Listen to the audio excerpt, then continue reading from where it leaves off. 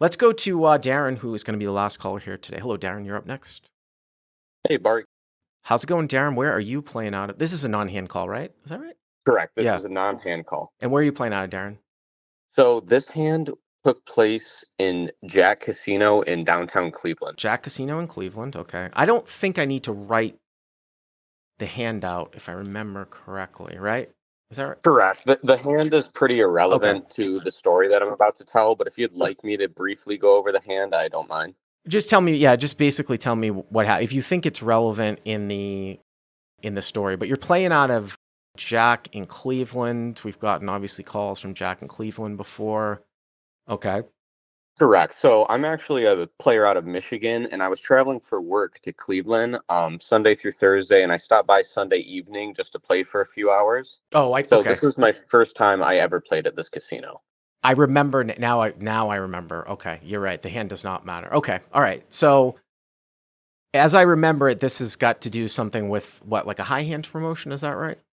Correct. So there's high hand bonuses going on. So it's $400 every 30 minutes of play, and no rollovers, and any full house qualifies, and only one card needs to play. So obviously they take a little bit of a drop, but I mean it's a little added bonus to the game. And how much is?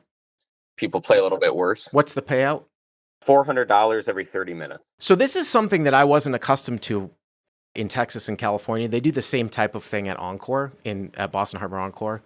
They take, I think it's $1. It used to be $500 high hands every half hour during the day, and I usually play Tuesdays and Wednesdays. You have to have aces full of deuces or better, and I've always jinxed myself. I've actually never won one. I had 4 9s the last session I played with like 10 minutes left, and I still fucking didn't win on a rollover, but that's how it works. You usually have to use 2 cards, and it's the highest hand in the room, not PLO. That's how high hand promotions work. Right. So I play in Michigan normally, and sometimes I'll play at MGM downtown Detroit.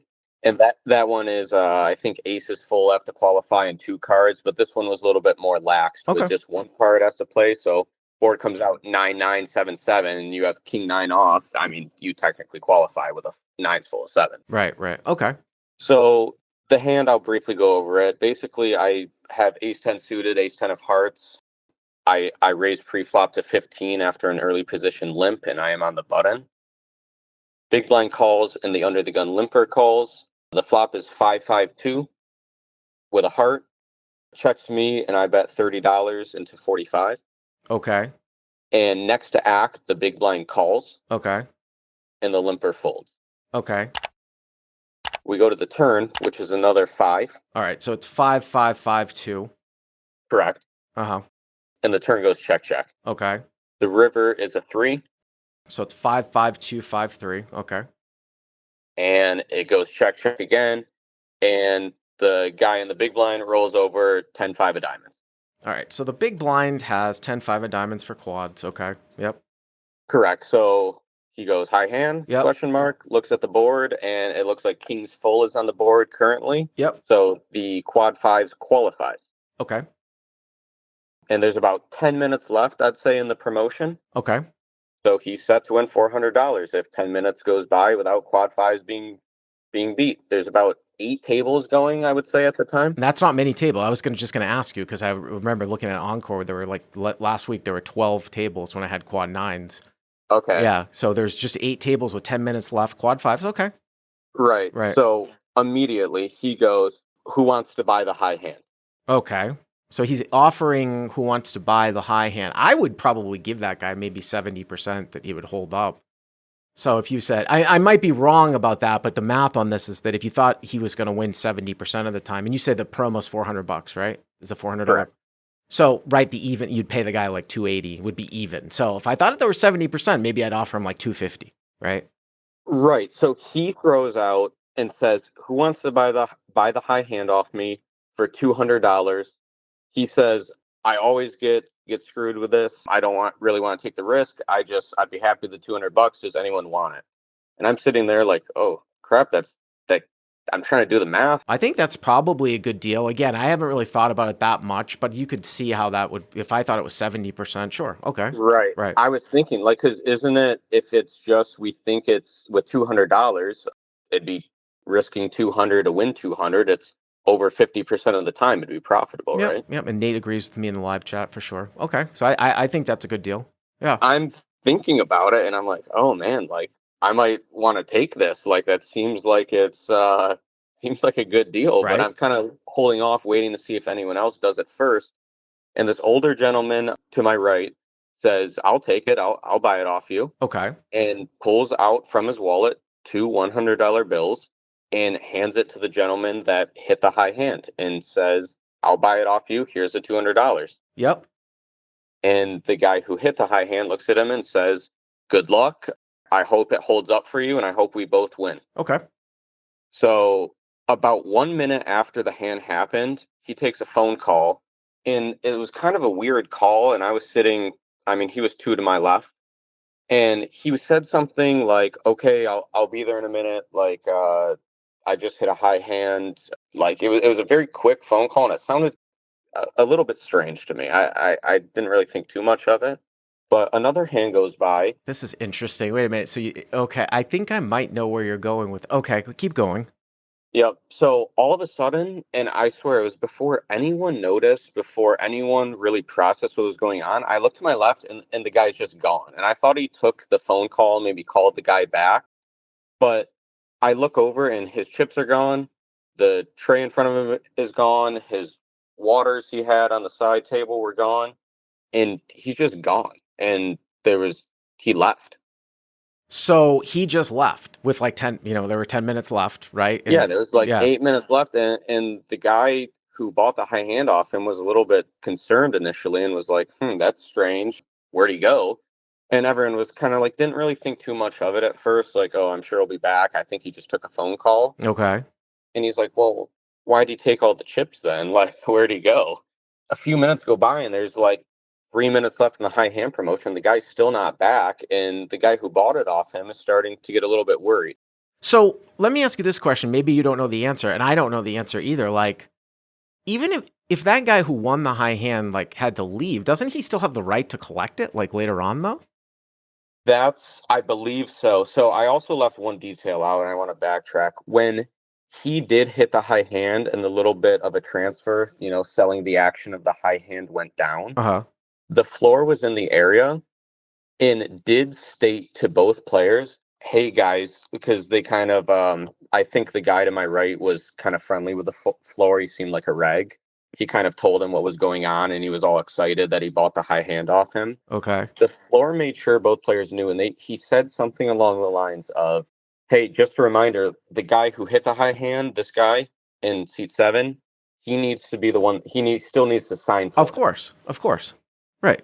Yeah, and everybody would think that, and everyone would think that. But here's the thing though, like the guy won the high. I mean, he ended up winning the high hand. So what's happened here is like he took the $200. The guy left, but he still won the high hand. So my understanding is he could go back and get $400, right? Yes, that's exactly why I wanted to call you, because it was so strange, because I'm like, okay, yeah, that was nice. He seemed so genuine. So a couple more minutes go by and the high hand holds and the guy is nowhere to be found. And the gentleman who bought it, I mean, is starting to panic a little bit. Like, did I just get like scammed out of my $200? So was there a discussion at the table about how this guy might come back and collect the 400 and keep the other guy's 200? Not initially, but eventually that's kind of what we realized might be happening here. If he was possibly pulling an angle to leave with the $200 that the guy purchased and then come back at a later time to collect. So time went on and I was kind of trying to, and the guy who bought it was very friendly and the most talkative person at the table and was having a really good time. And I'm kind of just like reassuring him, like, I'm sure he'll be back. Like, I mean, I didn't think about it at first that it could be used as an angle. I was more like what does he gain from just leaving? And, is the casino going to keep the money? Like, I'm sure he'll be back. Here's the thing about these types of things, even before we even get to a resolution. Was the guy that won the high hand, like, you play at this room often?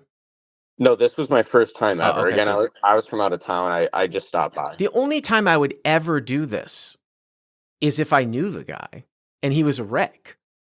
I agree. Because if the guy's a reg, he's going to be coming back anyways, right? Now, he could be the biggest scumbag in the world and wear like a scarlet letter and collect the 400 and continue to play there. It's just the shame level of that is insane. But you can't cut a deal with a guy that you don't know at the poker table, especially if he's not a reg. The other thing that I remember about emailing with this, what I was thinking about the situation, is that my mind works like differently, and maybe you could say it's honest, and probably a lot of people in the chat would agree with me that where their mind works the same way.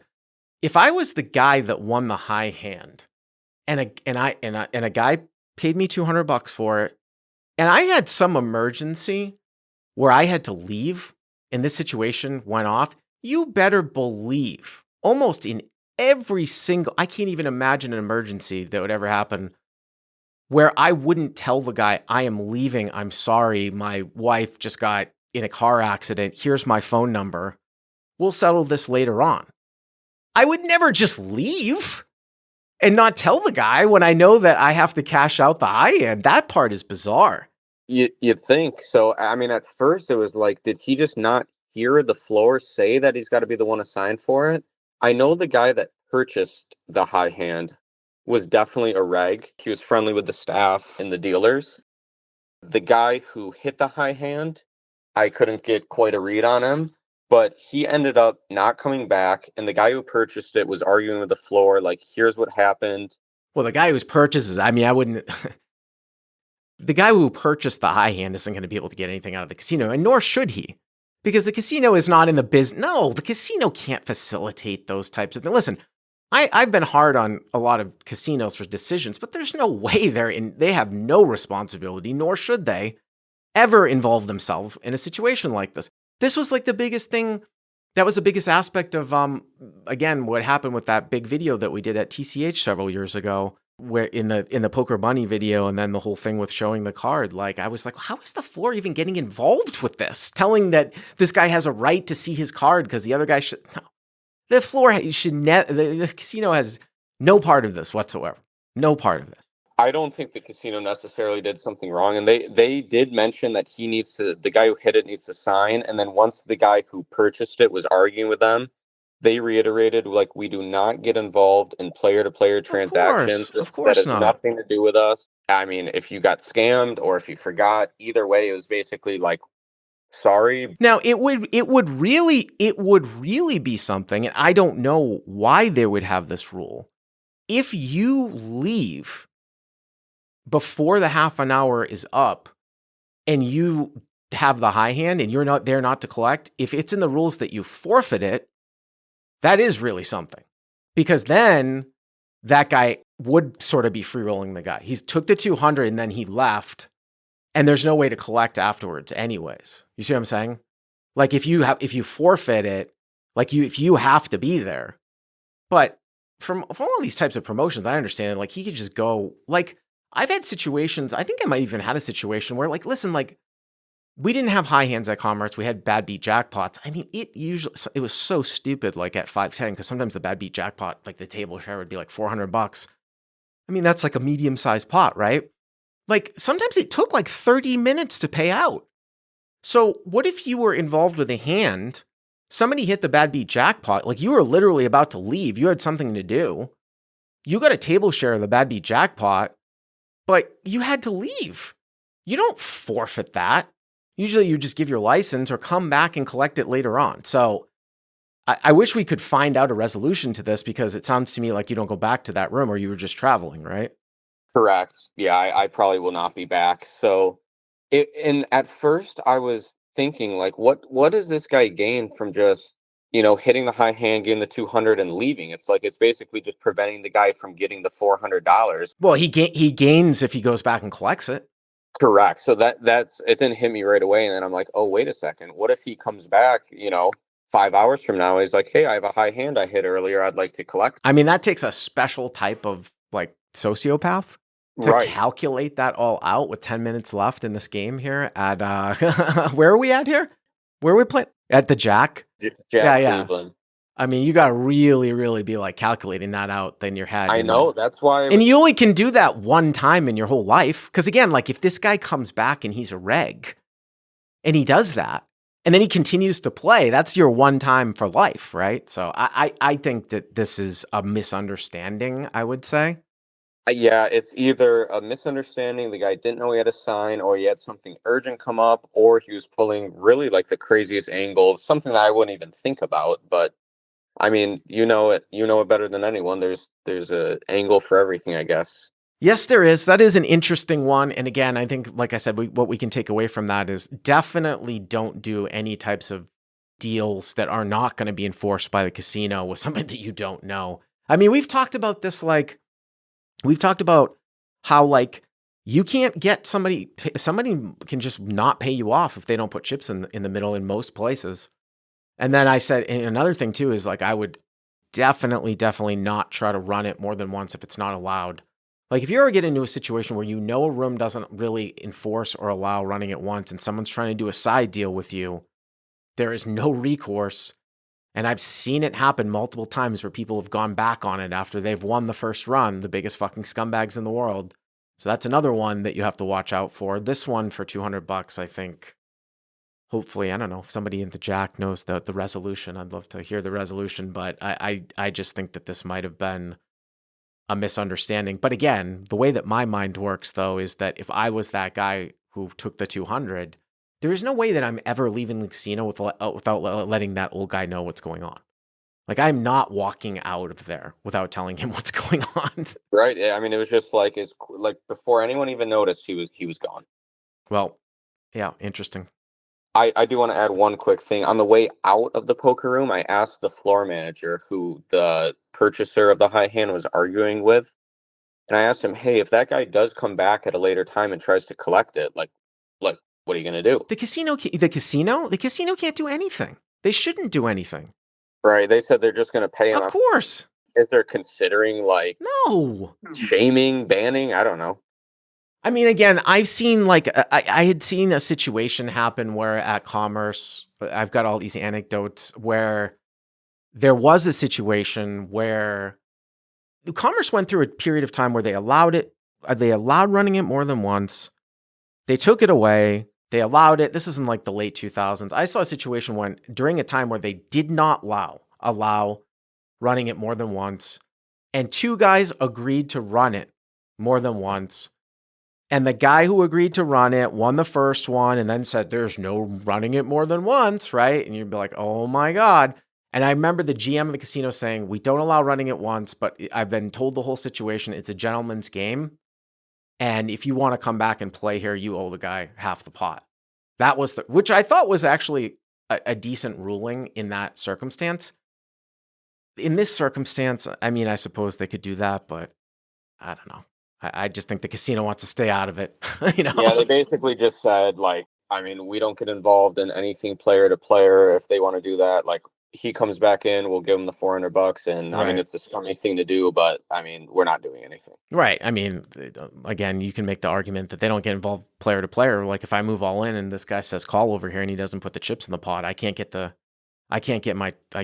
call from him because he didn't put the chips in the pot, and the casino doesn't get involved player versus player. But this one's a little situation. But I appreciate the call. Thank you very much.